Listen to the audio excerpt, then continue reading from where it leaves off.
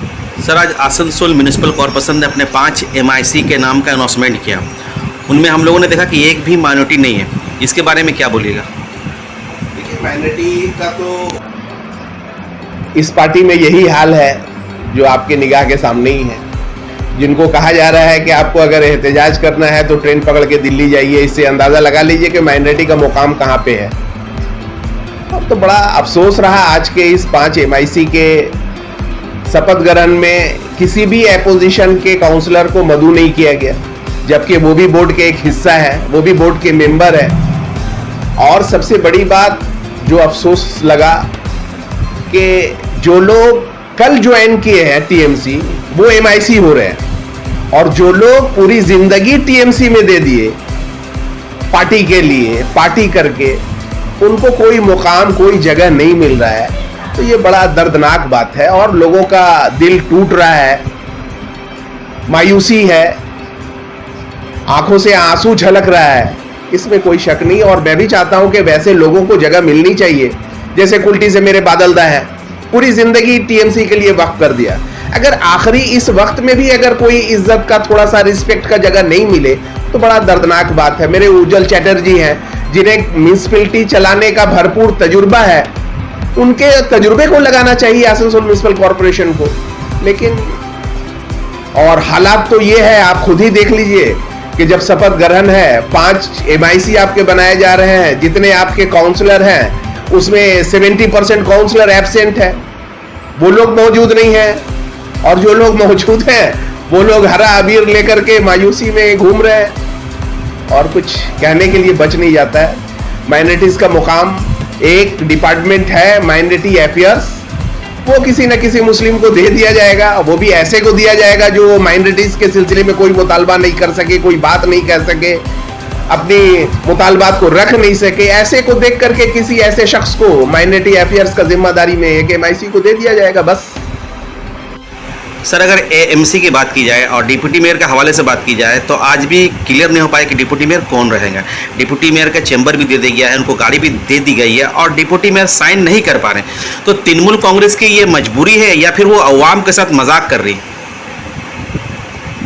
तवज्जो से देखेंगे तो दो डिप्टी मेयर किया गया, 2 डिप्टी मेयर में दोनों को चेंबर दे दिया गया, लेकिन किसी चेंबर के सामने डिप्टी मेयर नहीं लिखा जा सकता है, किसी गाड़ी के सामने डिप्टी मेयर नहीं लिखा जा सकता है। और जो बेचारे कमजोर हैं वो कश्मकश में है कि मैं बरकरार रह पाऊंगा कि नहीं। ऐसे हालात में जी रहे हैं, देख रहे हैं बैठ करके कि 5 MIC हो गए, काश मैं उसमें ही शामिल हो जाता तो कम से कम सलीके का MIC ही हो जाता। लेकिन ऐसे डिप्टी मेयर बनने से क्या फायदा जिसका कोई वजूद ही नहीं है। तो देखा जाए तो ऐसा भी मुमकिन होगा कि देखिएगा 5 साल इसी तरह से 2 डिप्टी मेयर बगैर किसी इख्तियार के पार कर जाएंगे, ये भी मुमकिन है। इस पार्टी में कुछ भी मुमकिन है, इसके लिए आप मुतमईन रहिए। कॉरपोरेशन की अगर बात की जाए तो आप MIC भी थे, बोरो चेयरमैन भी थे, आप जो इस बार काउंसिलर की या फिर जो AMC की जो टीम देख रहे हैं उनसे कितनी पूर्ण उम्मीद है? क्या लगता है कि 5 साल का टर्म ठीक ठाक से चल पाएगा, लोगों को तरक्की देखने को मिलेगी?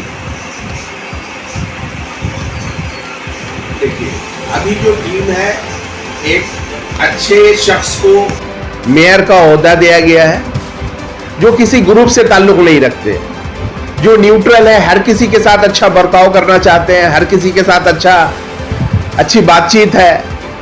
तो ऐसे शख्स को अगर मौका मिला, ये तो टीम वर्क है ना सर, ये मेयर का काम एक टीम वर्क है, ये अकेले पूरे कॉरपोरेशन को संभाल नहीं सकते।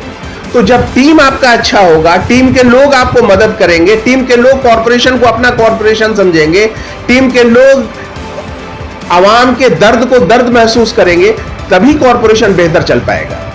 हर कोई के निगाह में अगर यह मकसद हो कि हम कॉरपोरेशन में किसी तरह से धक्के मुक्के से आ गए हैं और मेरा मकसद सिर्फ लूट करना है, तो कॉरपोरेशन कभी बेहतर नहीं चल सकता। आप अंदाजा लगाइए कि रेल पार में अपने वार्ड के, मैं 28 नंबर वार्ड का मिसाल दे सकता हूं कि कम से कम 6 महीने से लोग पानी की किल्लत से दो चार हैं। कम से कम 15 घर ऐसा होगा जिन लोगों ने मजबूरन में अपने घरों में कुआं खुदवाने पे मजबूर हुए। लेकिन कॉरपोरेशन के कान में जू नहीं रेंगता। आप जो लोग अथॉरिटी हैं, जो लोग जिम्मेदार हैं, उनके इलाके में अगर बोलिए तो 4 घंटे तक पानी टैंक में जा रहा है, और 4 घंटे तक टैंक से जब पानी सप्लाई हो रहा है तो 4 घंटे तक बूस्टिंग पानी उनके इलाके में जा रहा है। तो देखने की जरूरत है कि आवाम सब मेरा है। ऐसा नहीं है कि हम जिस इलाके में हैं वहीं तक पानी का इतना माने भरमार कर दिया जाए और बाकी इलाके में लोग पानी के लिए तरसते रहे। ये बड़ा अफसोसनाक बात है, ये फैसला बड़ा अफसोसनाक बात है। तो देखने की जरूरत है, लोग देख रहे हैं और आने वाले वक्त में इंशाल्लाह फैसला भी करेंगे। इन दिनों सर हम देख रहे हैं कि ऑपोजिशन लीडर के नाते आप अपनी आवाज़ को बुलंद कर रहे हैं और कॉरपोरेशन के हक में बातें कर रहे हैं। अब जो काउंसलर मायूस है, बीइंग एज ए ऑपोजिशन नेता के नाते, उन काउंसलर से आपकी क्या अपील है?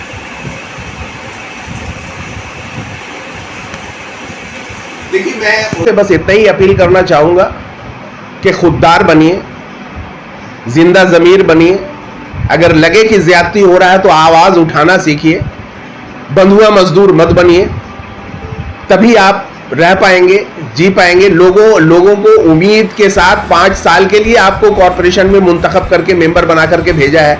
भले आप जैसे भी आए हों, लेकिन जब आ गए, सर्टिफिकेट आपको एज ए काउंसलर दे दिया गया, तो अब आप 5 साल के लिए उस वार्ड के काउंसलर हैं, आप कॉरपोरेशन के नुमाइंदा हैं। आपको अपने जमीर को देखना है, उसको देख करके काम करना है, ना कि बंधुआ मजदूर बन के रहना है। मैं आपसे एक सवाल खुद पूछूं कि आप बताइए कि एक कॉलेज के प्रिंसिपल को आपने काउंसलर का टिकट देकर के कॉन्टेस्ट करा करके कॉरपोरेशन में लेके आए, एक डॉक्टर को आपने कॉरपोरेशन का इलेक्शन कॉन्टेस्ट करा करके ले आए, आप एक एमएलए को जो कई बोर्ड को चलाया है पुलटी के, उनको आप जिता करके लेकर के आए और उनको सिर्फ एज ए काउंसलर छोड़ दीजिएगा, तो ये उनका जमीर, उनका दिल कभी मैंने एक्सेप्ट करने के लायक नहीं होगा। और लोग भी महसूस करेंगे कि जब आपको इन लोगों को कोई जिम्मेदारी नहीं देनी थी, अगर इन लोगों को वो इज्जत नहीं बख्शना था, इनसे कोई तजुर्बा हासिल नहीं करना था, तो फिर लाया ही क्यों इन लोगों को? ये तो सवाल बरकरार रहेगा ना। सर चलते चलते आखिरी सवाल है कि तृणमूल कांग्रेस की जो एक्टिविटीज़ देख रहे हैं, उनका जो हम लोग लहजा देख रहे हैं, तो क्या ऐसा लग रहा है कि तृणमूल कांग्रेस भी अब तकब्बुर और घमंड में चूर होते हुए दिखाई दे रही है? देखिए सर, हम तो पहले ही बोला कि ये 11 साल की हुकूमत में गवर्नमेंट मैंने तकब्बुर से, गुरूर से, अहंकार से भर गया है। आपको मैं एक एग्जांपल दूं कि वेस्ट बंगाल में ये जो गवर्नमेंट है, इस गवर्नमेंट को लाने में माइनॉरिटीज का क्या अहमियत है, इसको आप एक निगाह रखिए और आप सोच के देखें कि रविंद्र भवन में एज ए एमपी कैंडिडेट के लिए जितना सारा प्रोग्राम हुआ, आप एक प्रोग्राम का नाम बताइए जिसमें किसी मुस्लिम लीडर को पहले सफ में बैठने का जगह मौका दिया गया हो।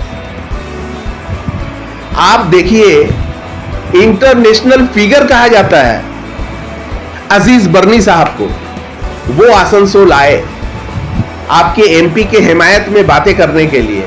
आप उनको कसाब मोहल्ला भेजा, बाबू तालाब भेजा, जहांगीर मोहल्ला भेजा, लेकिन ऐसे शख्सियत को भी आप रविंद्र भवन के पहले सफ में बैठने का मौका नहीं दिया। तो मेरी औकात तो आप बता रहे हैं कि मेरी औकात क्या है, ये और तफसील बताने और समझने की जरूरत अब बाकी बच कहां रहा है। सर आपके बारे में ये बात कही जाती है कि जब आप तृणमूल कांग्रेस में थे तो आप जो मुद्दा है, जो इशू है मुसलमानों के हिमायत में, कभी नहीं उठाते थे। आज जब तृणमूल कांग्रेस ने आपको टिकट काट दी, उसके बाद जब आप काउंसिलर कांग्रेस के टिकट पे बने, तो अचानक आपको कौम का और मिल्लत का दर्द सताने लगा। इसके बारे में क्या बोलेगा? देखिए, ये उन लोगों की जबान है जो लोग सिर्फ मुखालफत पे यकीन करते हैं। मैं आपको बताऊं कि जिस वक्त मैं तृणमूल कांग्रेस में था, उर्दू कॉलेज का मुतालबा हम लोगों ने ही उठाया था। जब मैं तृणमूल कांग्रेस में था, कुमरपुर के कब्रिस्तान के जमीन का मसला हमने ही उठाया था। जब मैं तृणमूल कांग्रेस का ब्यूरो चेयरमैन था, तब इस पश्चिम बर्दवान में किसी एक माइनॉरिटीज को असेंबली का टिकट देने, मुसलमान को टिकट देने का मुतालबा भी गुलाम सरवर नहीं उठाया था। तो ऐसी बात नहीं है, मैं जहां भी रहूं अपनी बात पूरे पुख्तगी के साथ रखूंगा। चाहे मैं कांग्रेस में रहूं, टीएमसी में रहूं, इंडिपेंडेंट रहूं, XYZ इंशाल्लाह रहमान जहां रहूं, अपनी मुतालबात और वो जायज मुतालबात मैं आपके सामने रखूंगा।